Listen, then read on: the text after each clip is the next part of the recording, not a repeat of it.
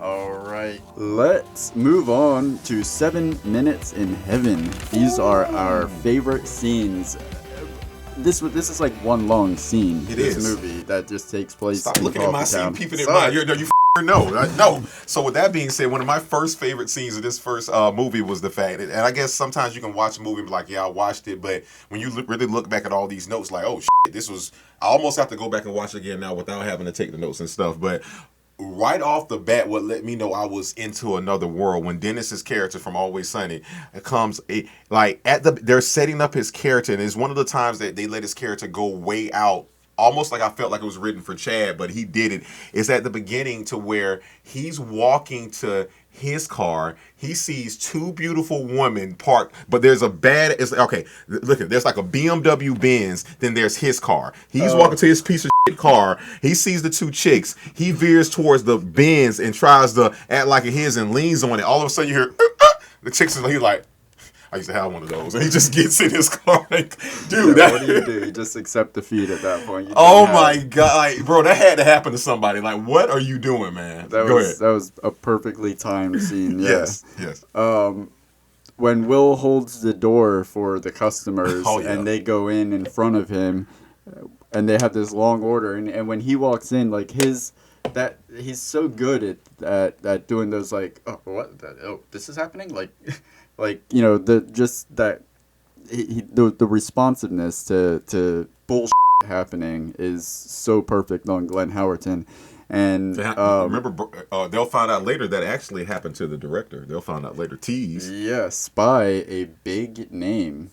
Ow. Yeah. So, but yeah, then of course they've got a long ass order on top of it. So these people go in. He holds the door for them. So he should have had the first place in line. They take his place in line, and they have a long ass order. And you got Sam, Josh Groban, like being a rock star about it, like, all right, let's get this. He's like, leave room for 4, and Will chimes in like, just leave room, and they can decide what the room is for. Yeah, like they just want, like, my thing was, though, to me that was also a play. Again, they'll find this out later when we talk to Brad. It was kind of like, of course, but Brad dropped out from the University of Florida. Shout out to all the dropouts who became something in life. Love it. But it's almost, to me, that whole Southern hospitality versus Northern thing. Like, I felt like every guy that walked in that door in the film was like a New Yorker, and that's how I would feel. Me being from Florida, I would hold the door, but like, didn't you just? I thought you should. Okay. Yeah. Crazy. You already touched on the non-sleeping roommate, which I love, but to me, even if this conversation would have been, if this movie would have came out, this is one of the times where I would have thought that nobody associated with the L, the G, the B, the T, or the Q community would have had a problem. The way Chad cleverly, whoever wrote this dialogue about the gay, straight, homo, like he literally out of nowhere, three allegedly straight guys are sitting, I feel like I'm telling a bad joke, 3 straight guys are sitting at a bar. But then Chad says, hey, you know what? Like, he makes it seem like being gay is actually being straight. What's more sexier than being with a guy for the most part? And they were like, being with a girl. Like, what's more straight? Yeah, more straight. Shoving it in a guy's ass. That's straight. And he tries to make it manly. That's straight. And then after they disagree with him, he was like, you guys are homophobes. Like, oh, I want to be a girl. I want to be with a girl. Right. Like, how are you really trying? Like, he takes the worst ideas like segregation or straight is gay and leans into it and really tries to sell. But in true gay form, in the spirit of gayness, he then double reverses. After they don't agree with him, he basically shames them. You guys are homophobes, like homos. Like, huh? Yeah, how do we get back here? That's like that moment where he's like, I think we should all be able to say that, talking about the R word, and Will's like, yeah, I agree. I think you should be able to say it. Like, what? And they kept playing with this tie and stuff like he was just like a character of himself. It's crazy. Did I spell that right? Dick pic on the cup. Had to do it. Honorable mention. Go ahead. The whole scene where Will goes to ask Becca out from when Chino pushes him into her, he goes over there, but then he's completely thrown off. Where he goes, he ends up Will's just staring at her, and Chino's like, don't look at her. You look like a serial killer. And then so he like, look at your laptop. He turns and looks at him. He's like, don't look at me in the eyes. Why would you do that? That's so weird. Look at your computer. not your open your laptop. Why would you look at a closed laptop? Like, he is so Beautiful. thrown off. And then it cuts right outside to that scene with Chad with the Newports outside. And then it goes into Sam inviting Becca to the show where he's like, a stir for you, a stir for you. No. And he cuts himself off in the middle of singing to her, like, and projects the rejection that he's feeling from her. A stir for you, a stir for me. No. The whole, and again, in any movie that would be like 4 or 5 scenes, but the way it transitions from one moment to another in this, it's like a series of the best SNL sketches all stitched together in the one location. Gino, the only man to successfully get this line out and not have someone bat an eye. They're sitting there, they're talking about sex and how sex can get rough and things go bad. And he's like, hey man, if you do something like that, they're going to associate you with rape. And not the good kind. Yeah. What? Come again?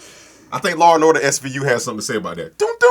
Like, what the did you just say? I'm going to rewind it. You're right. You want to be associated with rape. And not the good kind. Like, what the are you talking about? I think the good kind would be. Don't go down that winding road. We're gonna around and do the opposite of what the point of this episode is to get people to appreciate Coffeetown, not get Coffeetown canceled. Oh, well, listen, if I'm watching this episode, I'm putting it in right now. Like, all the things we love about it that we're talking about are the things that will get it canceled in 2020. If we send out an email blast to the LGBTQ, Black Panthers, the Proud Boys, KKK, and the Reading Rainbow crew, literally, I mean, that's not a sexual point. I literally mean anybody who still watches Reading Rainbow. Then we should be fine. All of them should hate this show, but they're going to talk about how much they hate it, and they're our subscribers. Yep. All right. The another favorite scene that I had is the rad BMX freestyle on Ecstasy, Send Me an Angel montage in the club. What was so great about that, one, it was jarring. It just came out of nowhere. You have this 80s style BMX montage in the middle of this club movie that never suggests that this is going to happen.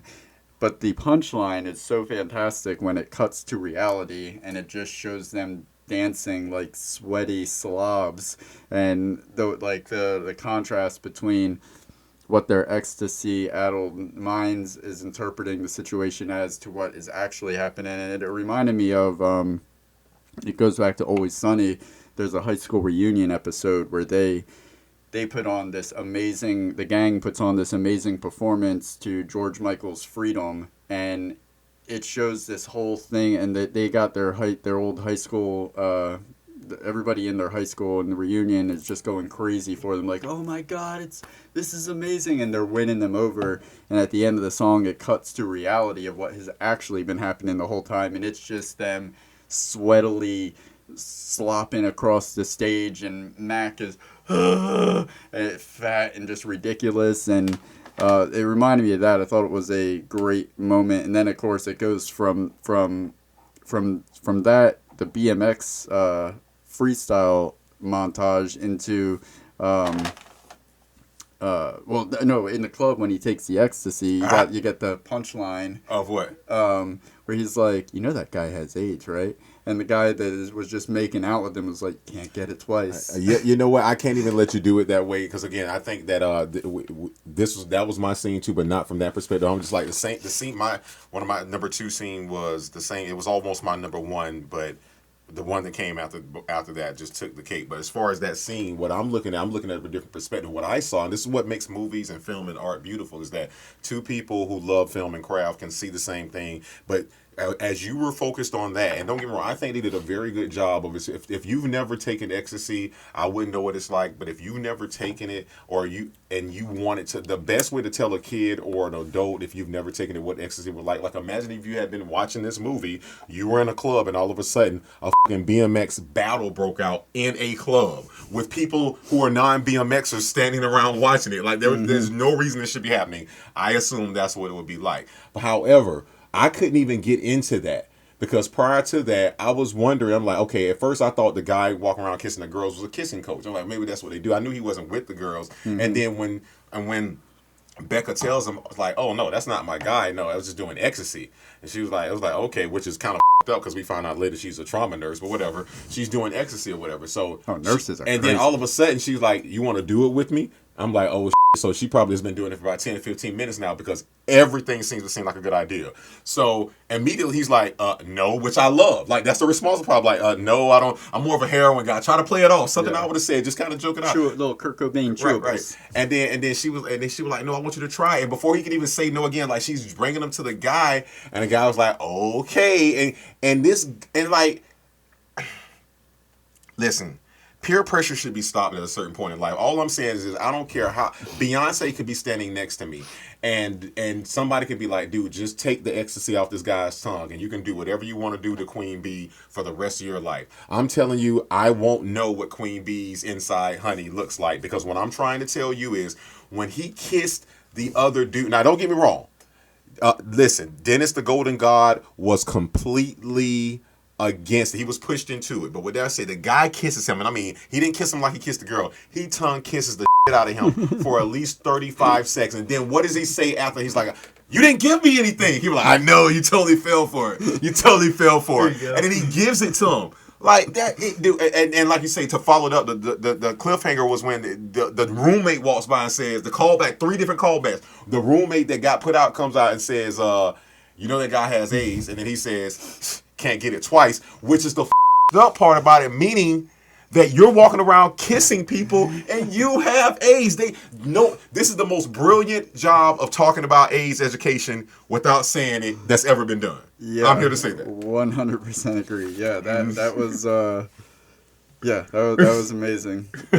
Gosh. And I absolutely can attest to the fact that you do not cave to peer pressure because I guarantee you're still going to wear Axe after today. Next comment. My favorite scene is the robbery. And I mean it's hard to pick a best scene, but this scene, if there was ever a climax for a comedy filled with hilarious moments, because usually when you get to the closing of a movie, they've stopped telling jokes. They're just trying to wrap up the story at this point. This one. They're like, all right, you remember all the jokes we told you throughout this whole movie? Well, get ready because we're about to put them all on steroids and give them to you. You get, first of all, like you said, the homeless man in the bed, where he takes him back to the bed. Then he comes back, find out that Chad only brought one fucking ski mask. He brought him a sock. And then, punchline, he's like, he notices that Chad only has one sock on. He's like, wait a second. You had this on your foot? Well, I was wearing it all day and strapped. You had it on all day? Like, but what was the most thing he was most upset about? The no mouth hole? Yeah. And then, like, speaking of understanding people when they're talking, then he pulls out, well, we had to get the Spider-Man walkie-talkies, so you got Gino on the other end sounding like fucking Green Goblin, like, why aren't you guys answering? and then Will's like, why don't we just use our cell phones? Bring, bring. Yeah, this is way better. And then you have, right after that, you have them chasing each other through the tar, which is just tried and true classic comedy, like a high-speed chase on foot, stuck on a tar roof, like, and then both just trying to get to each other. Then they find Sam trying to rob the place, and of course you have the savior with Down syndrome that comes up at the end, and again, like, to let you know, these jokes in the middle of the movie are not for nothing. They're coming back. But don't run past that part, because that's what made it beautiful. If you're gonna, again, that's the beautiful part of comedy. You don't just laugh at it; you learn something from it. And what I learned from that, and I'm happy that's your number one scene. One last thing. I'm sorry. The beautiful thing about that entire scene is that he gets back to his apartment to find that he was robbed while he was trying to stage a robbery. I didn't even think about that. Yeah, that was poetic. And I want you to finish that point. And I was just going to put in a quick point and say that as much as even the worst person would say, I can't believe they're making fun of someone with Down syndrome, he was the one that saved their ass at the end. It lets you know they're not idiots. They're not dummies. They have intelligence. And he even winked at him. Like, this is not a mistake. Yeah, that was a great thing about this movie, and we kind of get into it with Brad too, about how it doesn't. It's respectful towards, even as disrespectful as the jokes are. It is still, it approaches like the female lead. she's not just there as a prop to look at. She carries her weight in comedic gold just as much as anybody else. She just didn't jump on the dick. Like, they were getting ready to fuck and she was on Ecstasy, and she a fucking laptop burn, which makes sense because she is a nurse. She's like, oh, I haven't seen way too much shit, and she gets out of there. And they don't just throw someone with Down syndrome in the middle of the movie to make fun of them. If anything, it's reversed. But because he comes out the bathroom again, he was like, he's like, what the fuck? Like, wait a minute, I just got called by a person with Down syndrome. What the does that say about me? Yeah. So I agree with you on that. Now, for me, like I said, you have to ask yourself real quick. So we're going to end this segment. What really, and this ends 7 minutes in heaven. This might, to be honest with you, I've had a lot of scenes and top scenes this season, but I'm not going to lie to you. I didn't see this coming. I think that this scene right here for me, so far this season, it may wind up being when we choose our best number one scenes for the whole season. This may do it for me. So you may just be able to record this and say it. Let me tell you something. It's hard to top a guy kissing a guy to get ecstasy and not even to get, and then handing him ecstasy and then ending that with an AIDS callback. Like, there should be nothing to top that in this world. I'm wrapping up the film. I got all my notes. I'm good. This is nowhere in my book at the time. And I'm watching because I like for stuff to be wrapped up, and I'll agree with you 100%. This film did not do what, like I said, we love Office Space, but even Office Space didn't end telling jokes. A lot of our favorite comedies don't end in jokes. They have to wrap it up for the industry or the network or whatever. But for this, he's laying in the bed after everything that's happened.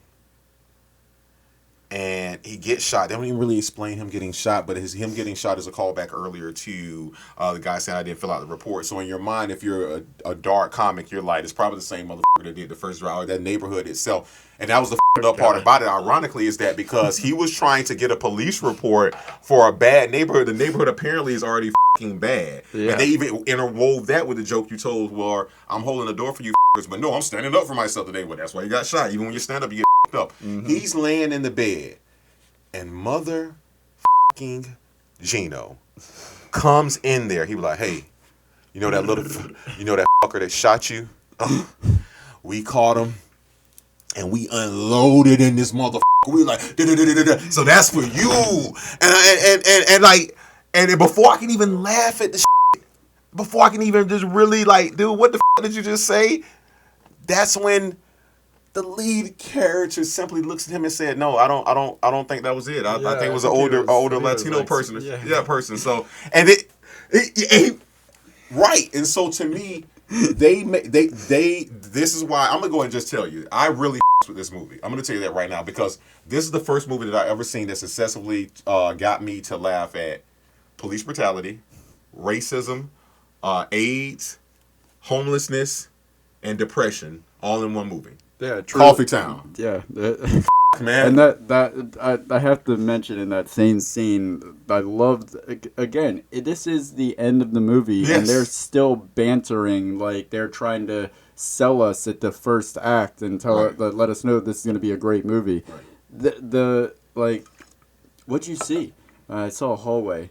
Ooh, you think that was heaven? Oh, that'd be terrible architecture. I think, what if it was hell? Why do you keep going back to 50 feet? Like, I feel like that's enough time to anticipate what's behind the door. And what's behind the door?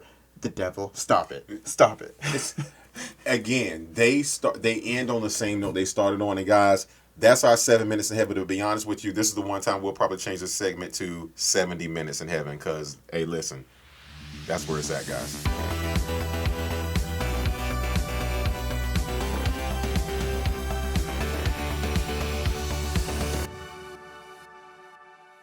That's the trailer.